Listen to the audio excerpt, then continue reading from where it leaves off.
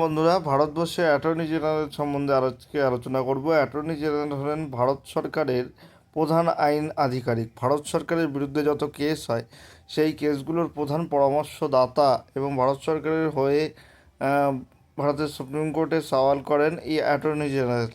Attorney general পদটি রাষ্ট্রপতির দ্বারা নিযুক্ত হন। অ্যাটর্নি জেনারেল সংবিধানের ৭৬ নম্বর ধারায় অ্যাটর্নি জেনারেলের কথা উল্লেখ আছে এবং সংবিধানের ৭৬ নম্বর ধারায় অ্যাটর্নি জেনারেলের নিযুক্ত করবার ক্ষেত্রে তার যোগ্যতা সম্বন্ধে যেটা বলা হয়েছে সেটা হলো অ্যাটর্নি জেনারেল অবশ্যই ভারতীয় নাগরিক হবেন এবং তাকে সুপ্রিম কোর্টে জাজের সমতুল্য যোগ্যতা সম্পন্ন হতে হবে, অর্থাৎ একজন আইনজ্ঞ হতে হবে, আইন সম্বন্ধে তার পড়াশুনো থাকতে হবে।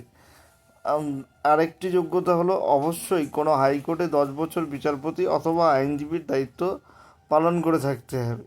এই হলো সুপ্রিম কোর্টের যে যে সওয়াল করেন ভারতের হয়ে যে ল অফিসার, তিনি হচ্ছেন অ্যাটর্নি জেনারেল। অ্যাটর্নি জেনারেল কার মতো সুযোগ সুবিধা পেয়ে থাকেন?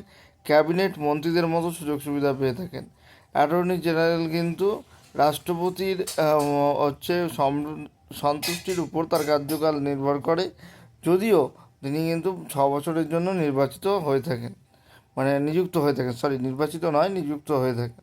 এবং এই অ্যাটর্নি জেনারেলের যে কার্য, সেই কার্য শুধুমাত্র ভারত সরকারের প্রধানমন্ত্রী এবং যে ভারত সরকার এবং প্রধানমন্ত্রী রাষ্ট্রপতি তাদের কাছে তিনি এই কার্যের ভার সম্বন্ধে রিপোর্ট করেন এবং অ্যাটর্নি জেনারেলের সমস্ত কাজকর্মই কিন্তু ভারত সরকারের একজন আইনজীবী হিসাবে তিনি পালন করে থাকেন, অর্থাৎ ভারত সরকারের মুখ্য আইনজীবী বলা যায় অ্যাটর্নি জেনারেলকে। অ্যাটর্নি জেনারেলের নিচে থাকেন সলিসিটর জেনারেল এবং সলিসিটর জেনারেল বর্তমানে 4 জন থাকেন এবং অ্যাটর্নি জেনারেল মোটামুটি একজন ক্যাবিনেট মন্ত্রীর মতোই কিন্তু সুযোগ সুবিধা পেয়ে থাকেন। নিজস্ব গাড়ি, বাসস্থান এবং অন্যান্য সুযোগ সুবিধা তিনি ভোগ করে থাকেন। অ্যাটর্নি জেনারেলের কার্যকালের মেয়াদ 6 বছর হলেও রাষ্ট্রপতির ইচ্ছার উপর তার মেয়াদ অনেক সময় পরিবর্তন হতে পারে।